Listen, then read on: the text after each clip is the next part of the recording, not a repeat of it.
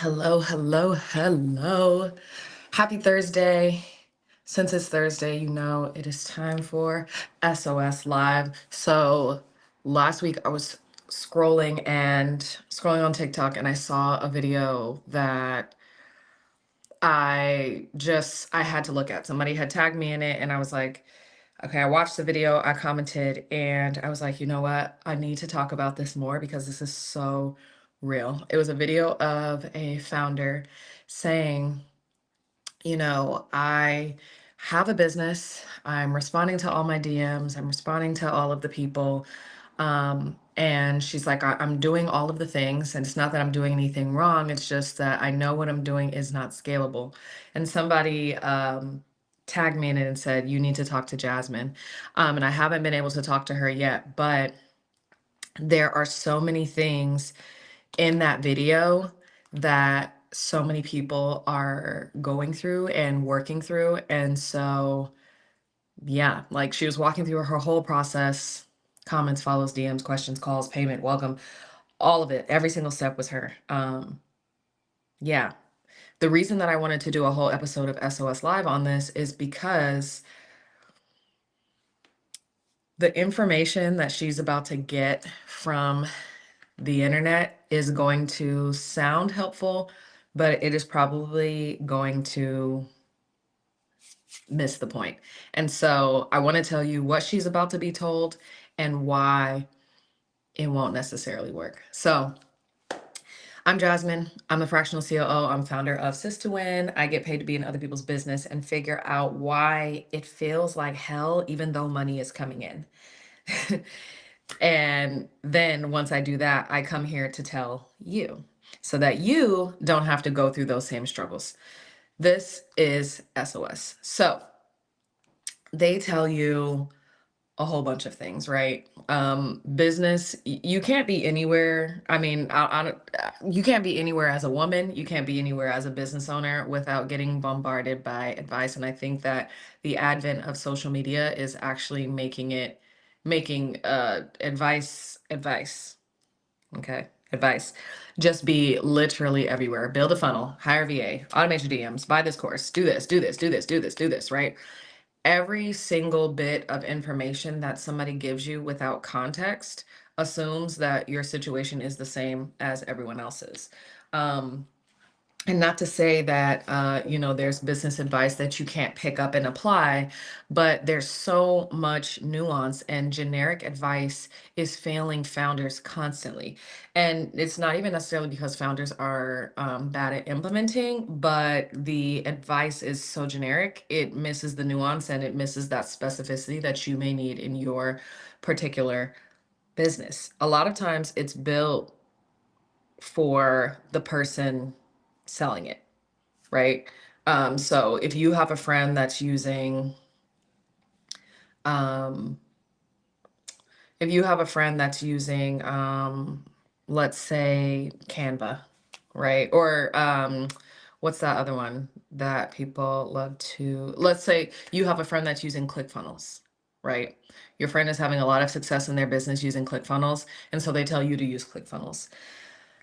The issue is something that works for somebody else's business is not necessarily what is going to work for your business, right? And it's 2026, we're seeing a rise of founder-led businesses, which means that the founder's essence is in and throughout the business. And I think something that we don't talk about enough is that your essence also is included in your tech stack. And so even things you're getting all of these bits of information that leave out specificity around business model, around revenue, around team size, around all the things, and around the essence.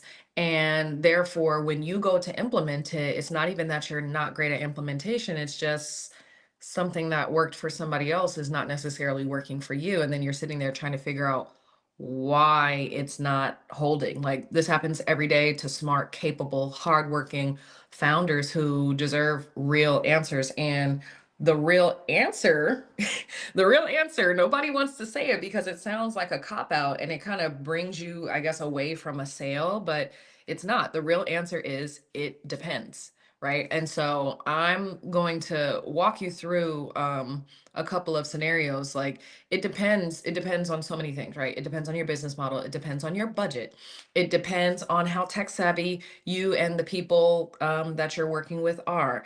It depends on what you will realistically maintain. It depends on where the founder dependency actually lives in the business. So, like, where are the bottlenecks? Where are the pieces that keep on bringing the founder in, right? Nobody told her, and nobody has probably told you to ask these questions before implementing anything. I mean, I feel like nobody tells anyone. The default is to copy what's visible and wonder why it breaks, right? Not your fault, not her fault.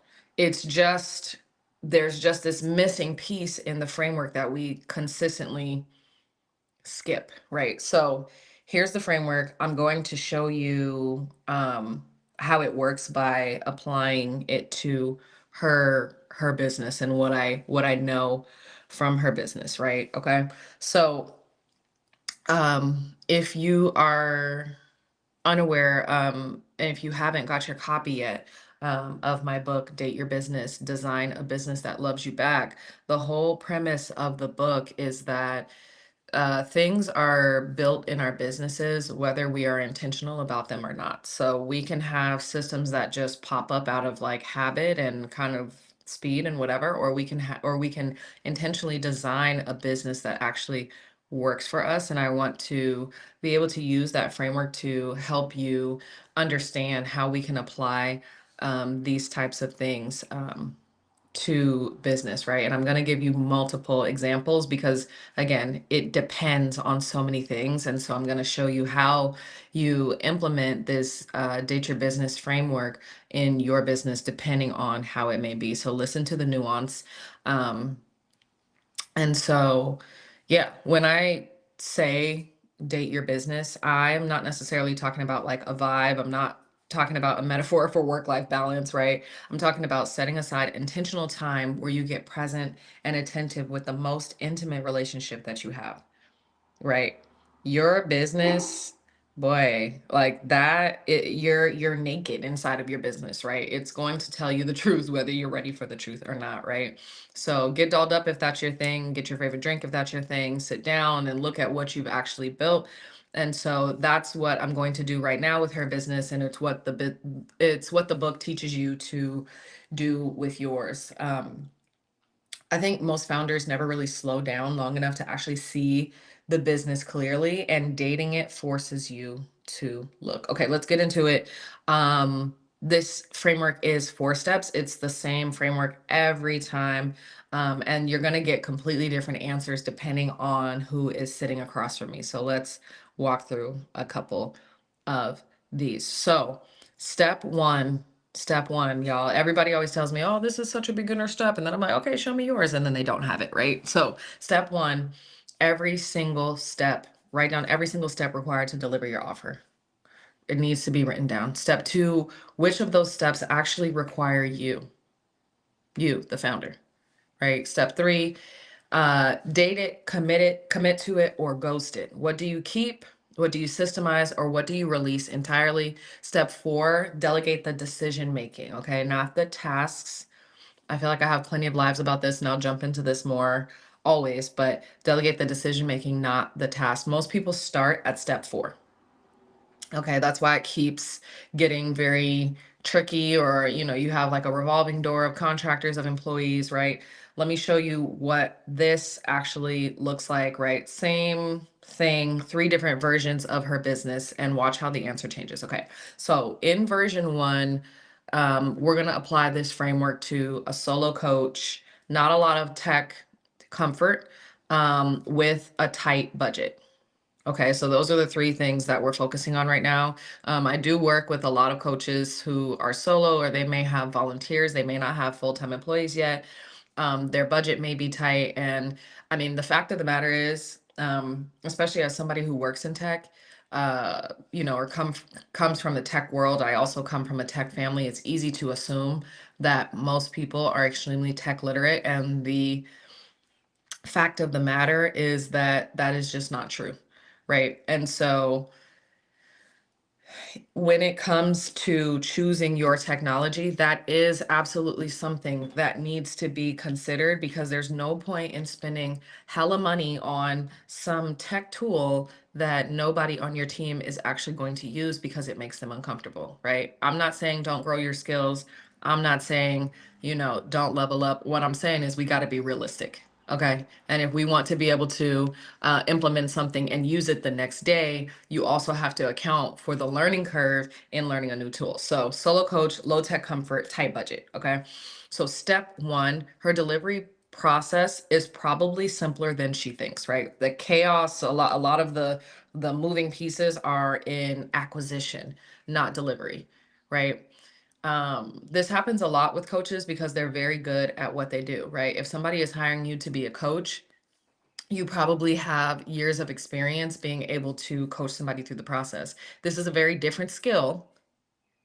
This is a very different skill than running a business, which is why I see with a lot of coaches, they always tend to get stuck because they're very great. People want to work with them, but then when it comes to running a business, they can get it's a completely different skill. Right. So if you are to write out what happens from the time that somebody is even somewhat interested in you to actually delivering the promise that your coaching program is telling them, you will realize very quickly when you write out all those steps that all the things that are probably bogging you down as a solo coach with low tech comfort and a tight budget are in that beginning piece, right? When you write it all out, you'll be able to see it immediately. Okay. So remember, step two is now to write where you are actually needed. So this coach was saying, the one that tagged me in the video, she was saying that the DMs require her because her building a relationship is part of her product, right?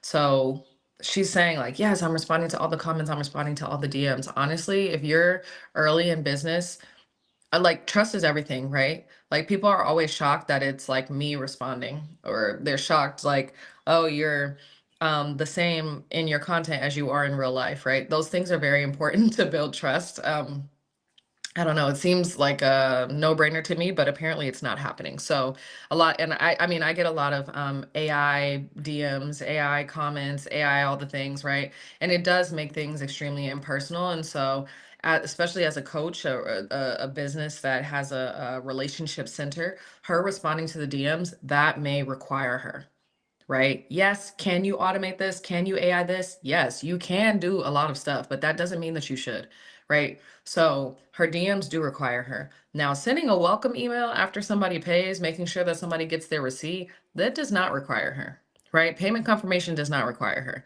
right? A follow-up sequence to say, hey, just a reminder, we're going to meet, for our first meeting, to making sure that your show up rates are good, to making sure that, even if you if somebody doesn't pay before they meet you, if you're inviting somebody to a sales call, you're making sure that there's reminders so that they show up. I'm the queen of being right at my computer and still being late to a meeting, right? It happens, right? Cool. But those reminders, we try to make it as easy as we can for our clients to show up for themselves and to show up for us as well, so that we can deliver. Okay. So the DMs, the responding to comments, that may be something that she may still want to do manually, right? But as she's mapping out her process, there's a lot of pieces that don't need her manually, right? And the question is that happening? Okay. So step number three, remember, you're trying to figure out now, are you going to date it, commit to it, or ghost it? Right? What do you keep? What do you systemize? And what do you release entirely? What are some things that can just absolutely be released, right? She can ghost manual payment confirmation. That's like maybe one of the first things that you need to be that needs to be automated. I paid, somebody needs to know immediately, yes, confirmation. Okay. If that's still manual, ghost that. Okay. She can also ghost the manual welcome email.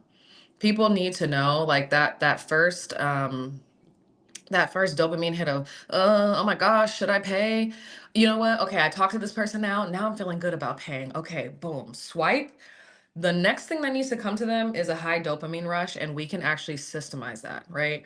And so the payment confirmation, the welcome email, those things we need to ghost them manually, right? And what we need to commit to is systemizing those things. Okay. And then the last thing, she can commit to keeping the DM conversations, because that is where she's closing. She is having clients come in, right? And that's good. But like she said, clients coming in and it being sustainable are two separate things. I talked to a lot of coaches who are like, yes, I'm loving life, or my business is working, but I cannot take on another client. I'm at my max capacity. And that's not it's not sustainable. Okay. Now, step four is to delegate the decision making. Okay. Before she delegates anything, she needs to know what the decision actually is. A lot of times it feels like everything requires you because nothing is actually written down clearly enough to hand off, right? You start your business by yourself, a lot of stuff is living in your head. I was talking with my mentor earlier about the amount of brain power that you put into an hour of work as an entrepreneur versus when you were at your 9 to 5. It is a completely different set of 8 hours. The amount of brain power I put in 1 hour, how strategic, how data driven, all these, this is not an easy task. It's not an easy task. That's why when you pass it, it seems to blow up, right? But when we start to date our business, when we start to slow down and have this intentional time, we are able then to now write down the things that are in our head, capture all of those nuanced decision making before we pass it off. And when I say pass it off, I mean pass it off to a human. I mean pass it off to AI. I mean pass it off to an automation. It doesn't matter what you do. A lot of people are like, well, just throw up an AI business. That's fine. You can do all of that. You're still going to have to delegate the decision making so that the business maintains your essence. Okay. So the answer for her is to simplify before she systemizes. Cut the steps that you don't need before you build anything new. Okay. So that's scenario number one. Now, same woman, different situation, because remember, it does depend. Y'all, please do not get sold into solutions that are not actually solutions for you. People, I don't know, like, am I giving the trade secrets when I say that, when somebody hears a pain point, as a business owner, when you hear a pain point, you're supposed to dive in, right? But what I think is missing in that, right, and the integrity piece that's missing in that is when you hear a pain point, you need to, yes, dig in, but also actually inquire.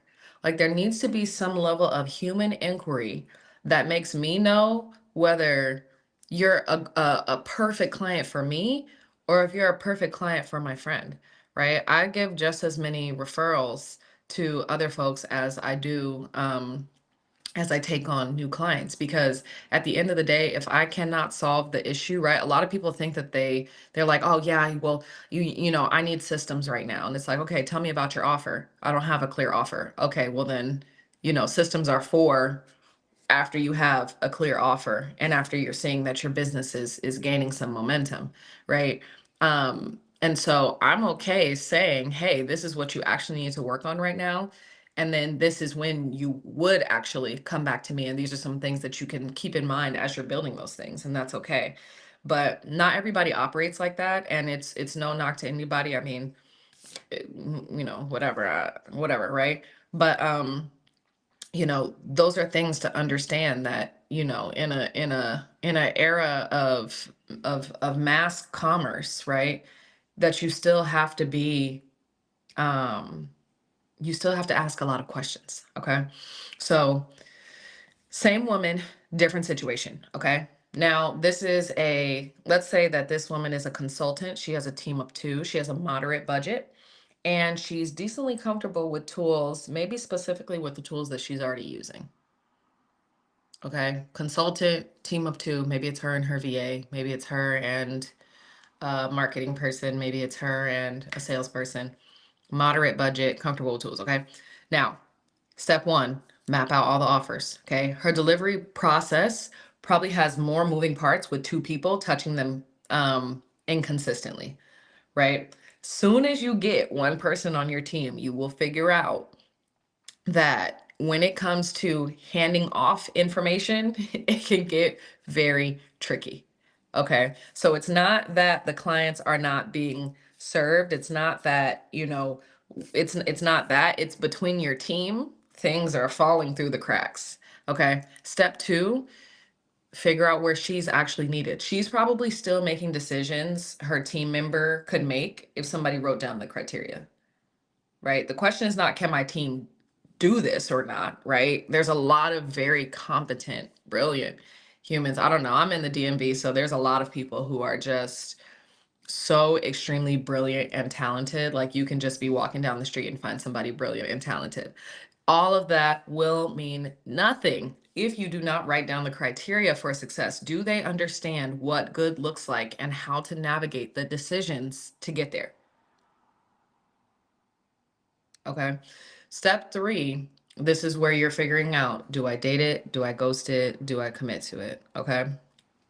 She needs to date the client communication touch points, right? She may need to date the client communication touch points, meaning she needs to stay close and attentive. She may need to commit to systematizing the onboarding sequence, and she may need to ghost manually tracking project status because that's what tools are for, right? A lot of people don't use their tools to the fullest capacity. And also too, there's no dashboard. There's no dashboards of anything. And so to find out what's wrong, you have to dig deep into the process. We don't want that, right? So we can ghost that manually tracking project status by asking a friend, hey, how's this going? Asking your teammate, how's this going? How's this going? How's this going? There needs to be some sort of dashboard or tool where you can quickly check in without having to send a message. Okay. Step four, once she's done all these things, right? Uh, um, Now she can delegate the decision making. Okay, not just the task. Her teammate doesn't just send the welcome email. Her team member needs to own the entire onboarding experience and know exactly what that looks like. Okay. Once you understand the whole totality of it, yes, there are going to be tasks within there, but the decision making and how to make the best client experience needs to be extremely clear so that if any steps are left off, people can still rely on the standard, right? The standard of delivery. Okay. So for if this person is a consultant with a team of two, moderate budget, comfortable with tools, define what delegating actually means before you hand anything off. Right now, you can be handing tasks off and then getting questions back, right? You need to hand off decisions. Okay, handing off decisions. You'll see a theme in all of these about handing off the decisions, but you can also see how maybe where the bottleneck is or where the founder needs to be or not be is shifting depending, right? The answer is always it depends, y'all. I promise you, you need somebody on your team who is going to be honest with you and not just sell you some sort of blanket solution. Okay. Now, version three, let's imagine that this is a service provider, intentional about scaling, open to automation, and has budget. Okay. Okay. Okay. Okay. Now, her delivery process is documented, but probably living in her head, right? Um, in places that she hasn't necessarily noticed, right? The gaps are probably going to show up at the edges, the exceptions, the one-offs that she handles real quick without thinking. You got to be careful about those. I'll just do it real quick. You got to make sure to go back and still document those things because those one-offs are going to be the things that your team ends up passing you the task back. Okay. Now, when we're looking at where her business actually needs her, when we map out the delivery process, she might find that she is the bottleneck in all of the judgment calls, right? Not necessarily the execution, but the judgment calls. Hey, this happened. What should I do with the client? Hey, this happened. Which should I go here or here? Right? When those things like it, that can feel like you delegated, right? It can feel like it because you're not the one necessarily touching the work. But every single time you have to come back in, and I wrote a whole chapter on this. I did a lot of research on this in my book about the amygdala. The amygdala is the threat center in your brain. Every single time there's a level of uncertainty or interruption, your brain registers that as a threat. Right. And so even if what's coming back is just like quick call, quick question, quick, it's actually not quick because those little shocks to the body are one, decreasing your decision efficiency for one. And two, it's wearing on your body, spiking your cortisol. And especially as a woman in business, I listen to my body extremely often. And so I pay attention to things that spike my cortisol, and things that, put me in fight, flight, or freeze, because those are times where I'm not able to flow in business, right? And being able to flow and trust your intuition while looking at data is extremely important. And when you are the bottleneck of judgment calls, all of those quick questions, which one? What about this? What about? It's not good for business. It's not good for your body, but it's also not good for business, right? Your team can execute, but if nobody has defined what to do when something falls out of the normal path, now you're doing the CEO work and also still your team's work. Okay. So date, commit, ghost. Okay. So step three, what I would suggest is she ghosts anything that is purely administrative. Okay. Ghost that. Ghost that. If that's what she's doing and it's administrative, that can be handed off. Okay. Second thing, she can commit to systemizing her quality review process. So if you're consistently getting called in for judgment calls, that means that there is opportunity for there to be, excuse me, a system on how your team reviews the quality of their work.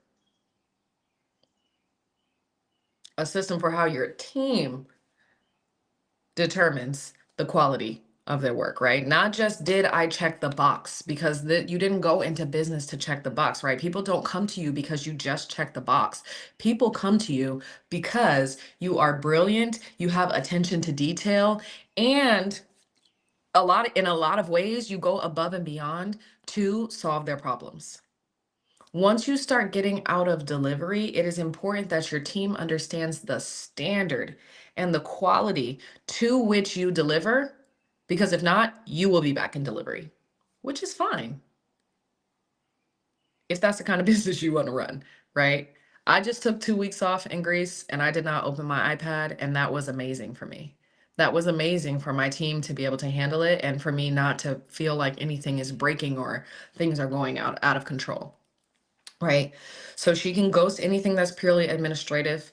She can commit to systematizing her quality review process. And she can date the client relationship touch points, because that's her retention strategy. Remember, we're still talking about a coaching business here. And so those relationships are important with coaching business. So she can dig in a little bit deeper on those client relationship touch points, because that is her retention strategy and it cannot be fully automated.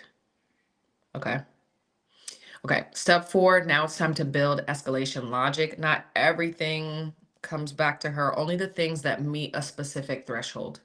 Everything else has a rule that can live outside of her brain. Okay. Now, I say this all the time, and I don't know if people think I'm joking or what, but I'm telling you, when it comes to building your business, going through these steps, you notice that there's nothing in these steps that say tool. The steps are not get a tool. The steps are not okay, now, you know, this or that, right?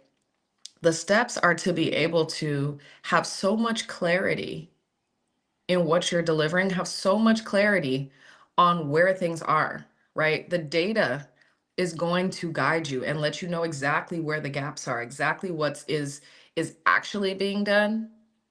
A lot of times we go on based on what should be done, but if we're being realistic, right, we need to base it on what's actually happening and where the gaps actually are. And when we find those things, now we're able to take it through the steps, and then at the end, y'all, at the end, then you can choose tools or automate or layer on AI, whatever the case may be, right? But if you start and you try to go backwards, because a lot of business advice is just go, go, go, go, go, go, go, go, go, tool, go, go, go, go, go, slap it with AI, go, go, go, go, go, supercharge it with this, right?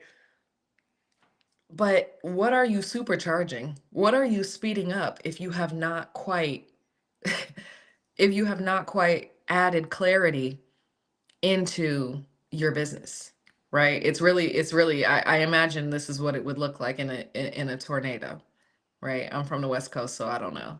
But I would imagine in a tornado, when there's stuff on the ground already and things start moving quickly, those things just rise up and scatter, right?